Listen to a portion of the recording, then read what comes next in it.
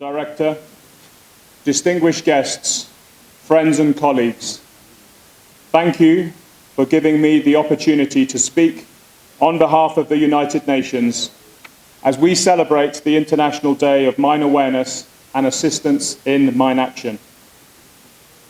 This is a significant event for raising awareness of the threat posed by landmines and explosive remnants of war, for highlighting the challenges faced by the mine action sector, and for thanking those involved in the clearance of such deadly devices. The people of Afghanistan continue to be impacted by the legacies of conflict, with children constituting the highest number of explosive ordnance casualties.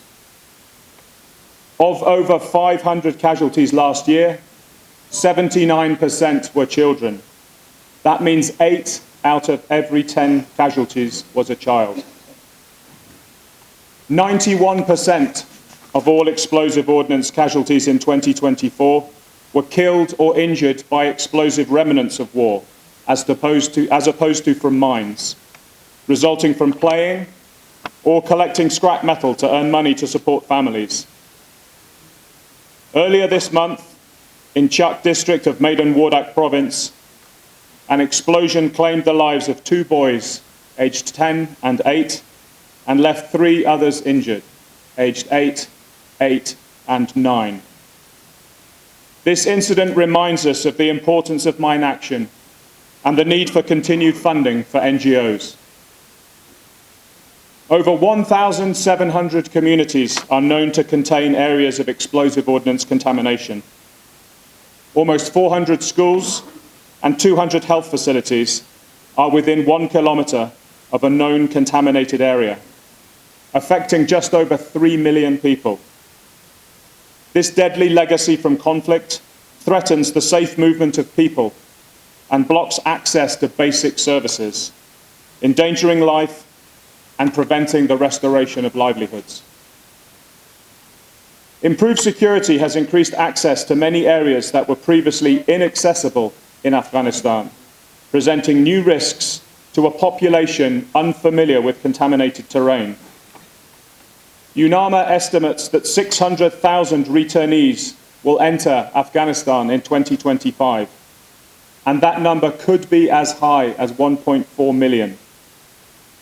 These returnees need explosive ordnance risk education on arrival to inform them of the dangers, as well as clearance and quick response teams to support any new areas of settlement.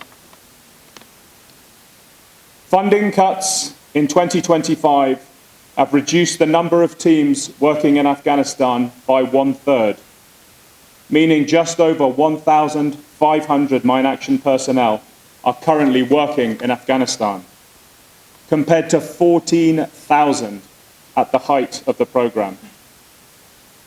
Afghanistan is the birthplace of humanitarian mine action, yet it is currently one of the most underfunded humanitarian sectors. I would like to thank those donors that have continued to support the mine action sector in Afghanistan over many years, request that they continue with that support, and encourage others to contribute to this vital, life-saving work. Afghanistan updated its compliance with international mine action treaty obligations for anti-personnel mines and cluster munitions in 2024. But these obligations cannot be met without funds. Finally, I pay tribute to those from the Mine Action Programme of Afghanistan who made the ultimate sacrifice during their selfless efforts to clear contaminated areas across the country in 2024, and to those who suffered life-changing injuries. I recognise the brave work conducted by those deminers who continue to clear decades of explosive ordnance contamination. Their efforts will allow the Afghan people to consolidate peace through the safe restoration of their livelihoods, unhindered by the remnants of war. Thank you. Tashakkur, Mainana. Like many of my fellow disabled countrymen, I carry the scare, both seen and unseen, of the past shaped by the complex cruelty and unimaginable hardship. My life took a tragic, irreversible turn during past period of the Taliban regime. I was a young boy, barely in the third grade, filled with dream and innocence. Walking to school, one quiet morning, I unluckily stepped on a landmine. In that signal devastating moment, my world was sheltered. I lose my leg and arm. The physical pain was excruciating, but the emotional suffering and loss of normal childhood were more unbearable. Despite the cruelty of fate, I was fortunate to receive support from the humanitarian organization UNICEF.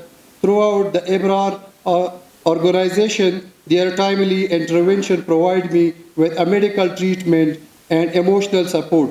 They also taught me how to ride a bicycle, an act that gave me back a sense of independence and dignity. It was small but a powerful act that allowed me to return to school and continue my education. My academic journey was far from easy. Every step was marked by struggle, discomfort, and the ever-present burden of disability. Yet I refused to surrender. I completed my secondary education and graduated from a small boys' high school with right. Determined to build a better future for myself, contribute society, I set for a national university exam, entrance exam concours, and was admitted to a higher education where I choose to study English literature. I still want to study future, but economic problems and the country situation do not allow me to pursue a doctorate.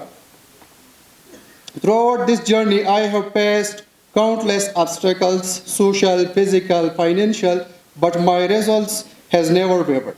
I believe that education is not just a path to personal success, but a tool to healing, empowerment, and service. It gives me the strength to rise above me, my pain, and transform from suffering into a purpose. I am currently doing my sacred duty as a teacher, and I have a happy family with 4 children and a wife. I include the people of the village or the area look at me as a wise and knowledgeable person.